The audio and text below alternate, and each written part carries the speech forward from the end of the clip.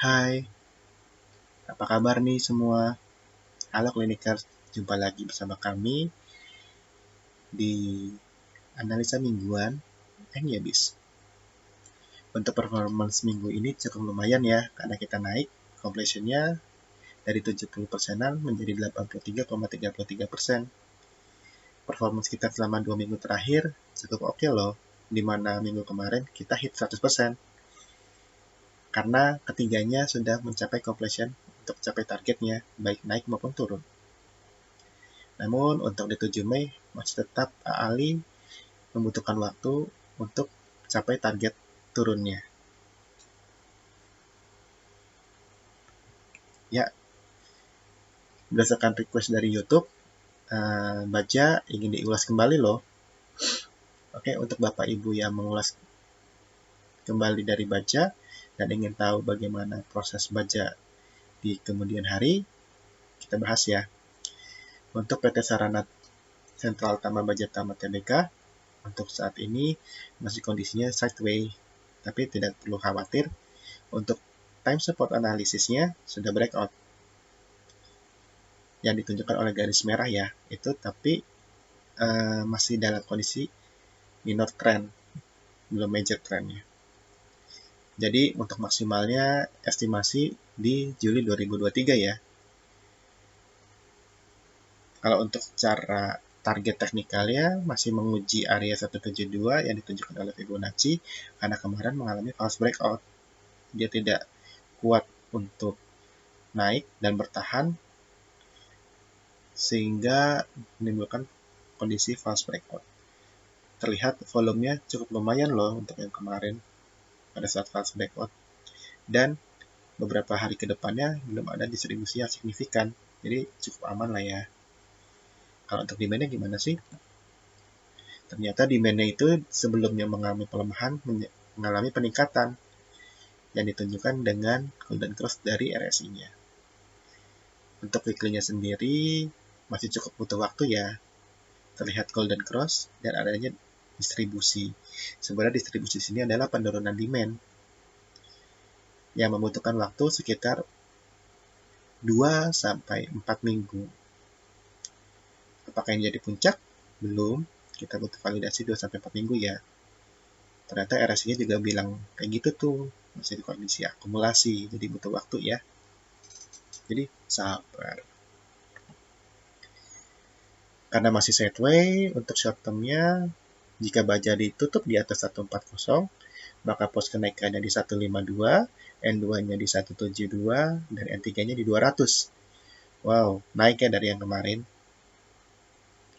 Kalau untuk penurunannya tetap sama kurang lebihnya di T1127, T2-nya di 115, dan T3-nya di 104. Untuk demand-nya cukup bagus ya, karena high demand yang ditunjukkan dengan golden cross, dan volumenya masih akumulasi. Untuk resistennya sendiri masih di 178 dari candle yang kemarin, dan supportnya di candle lower high 1 di 127. Kalau Bapak Ibu ingin trading selama masih sideways, silakan dengan pos kenaikannya sebagai berikut yang tadi saya jelaskan. Namun kalau Bapak Ibu ingin swing, dipersilakan juga masuk selama di bawah 145, masih oke kok. Karena targetnya itu bisa sampai 200 ke atas. Minimal 199 ya, sesuai dengan angka Fibonacci di 200 dan angka dari harmoniknya. 199 sampai 200. Selanjutnya ada saham SDPC loh, Millennium Pharmacon International Tbk. Kalau bisa dilihat secara bisa dibilang secara sekilas, itu ada double top loh, dengan potensi targetnya itu ada di 70, sehingga membuat saham SDPC ini bisa dibilang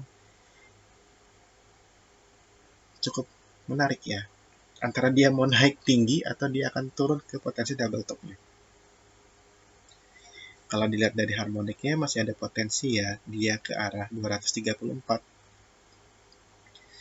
Namun kita butuh validasi beberapa hari ke depan, apakah demand-nya sudah naik atau belum. Kalau kita lihat dari demand-nya, Untuk secara daily itu sudah golden close ya, dan akumulasi ditambah lagi. Untuk RSI ini juga menunjukkan hal demikian. Sebenarnya sih sudah oke. Dari weekly juga menunjukkan ada peningkatan demand.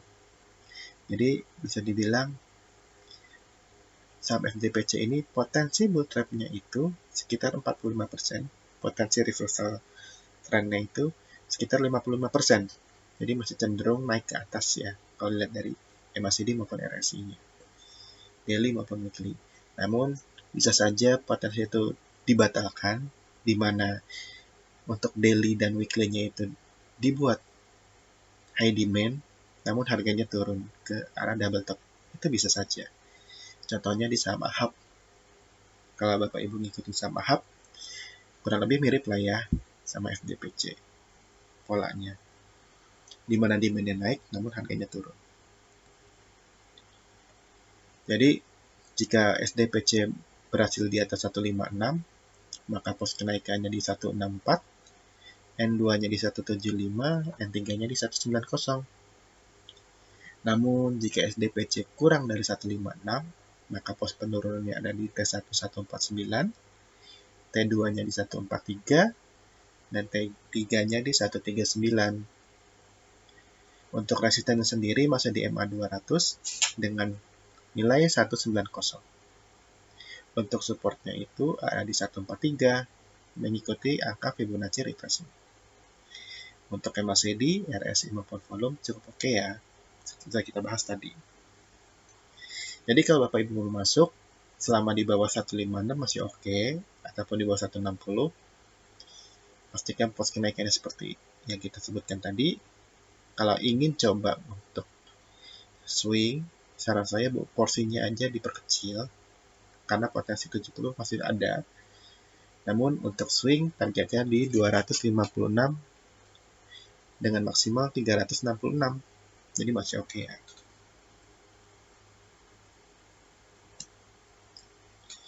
Selanjutnya ada BMTR, Global Mediacom Tbk. Saham ini cukup menarik karena kasus dari Bapak Johnny J. Plate ini menimbulkan sebuah rumor di mana Bapak Haritanu Sudibyo akan dirumorkan dipercaya untuk mengemban tugas sebagai Menteri Kominfo. Namun hal itu sudah muncul di berita dan Bapak Presiden enggan untuk menyatakan secara gamblang apakah benar isu tersebut atau tidak. Namun untuk PLT-nya sendiri masih dipegang oleh Bapak Mahfud MD ya. Jadi akan diperbantukan oleh Bapak Mahfud MD selama mengisi kekosongan tersebut. Beberapa isu selanjutnya adalah merger antara MNCN dengan BMTR yang muncul pada RUPS kemarin di 28 Juli 2022 lalu.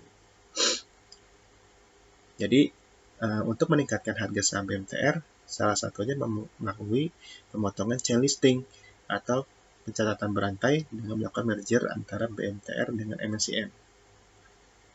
Kemudian, Bapak Haritanu Sudibyo menyebut bahwa kondisi saham BMTR yang selalu sideways menjadi salah satu alasan utama di balik rencana merger tersebut.